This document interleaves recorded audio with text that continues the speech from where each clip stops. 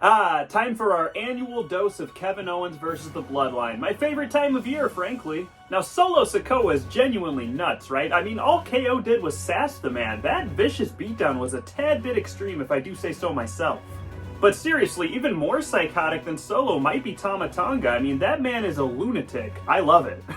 But can we quickly acknowledge the fact that Toma Tonga, in just 2 short weeks, has done more enforcing than the former enforcer Solo Sikoa had done in the previous 2 years combined?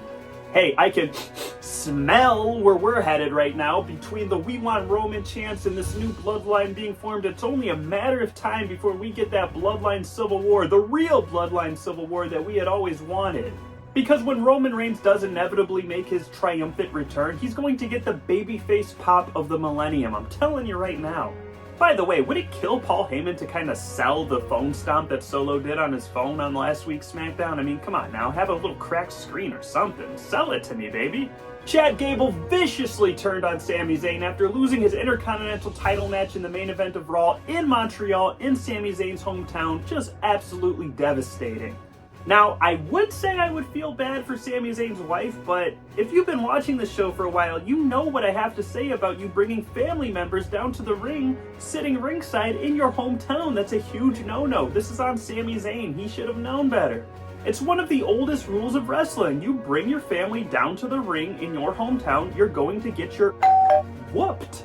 Or bad things are going to happen to your loved one. I mean, we've seen John Cena's dad get smacked. We've seen Eddie Guerrero's mother have a heart attack. And now this brings up some interesting questions regarding Chad Gable and Alpha Academy. He seems to be aligning himself more so with the Creed brothers, which, you know, I'm all for. But I feel bad for Alpha Academy. They need a leader. Who's going to lead them between Akira, Otis, and Maxine Dupree? My personal vote is for LA Knight to become Max Dupree again, jump over to Raw, and become the alpha male model that I always knew he could be. Post-WrestleMania, AJ Styles is a mythical figure. He always gets hot this time of year, and he did it again, defeating LA Knight with the help of an eye poke in the match on SmackDown to determine the #1 contender for Cody Rhodes' WWE Championship at Backlash.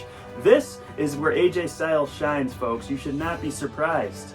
As a matter of fact, the man became WWE Champion for the first time at Backlash, defeating one Dean Ambrose. The LA Knight stans are mad, of course they are. They're big children, aren't they? But they're upset that LA Knight is not in this match, and hey, I get it. He won his match at Mania. They're not a fan of the 50-50 booking, but this is the way it works, okay? Just because Trips is in charge now doesn't mean all the old tropes are thrown out the window. You still need a good guy and a bad guy, right?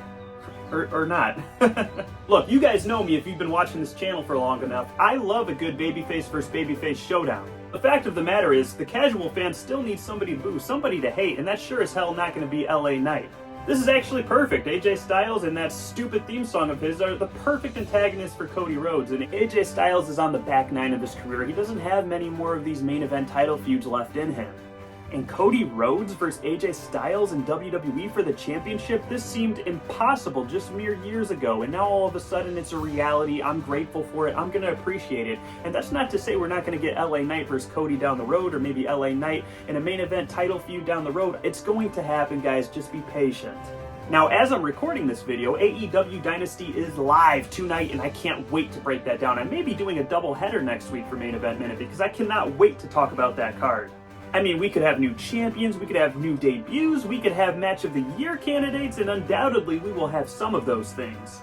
Say what you will about AEW, but they do not miss when it comes to these pay-per-views, and I'm all in. Pun intended. For your Main Event Minute, this is Will Joe Spray signing off. Until next time, guys, enjoy Dynasty.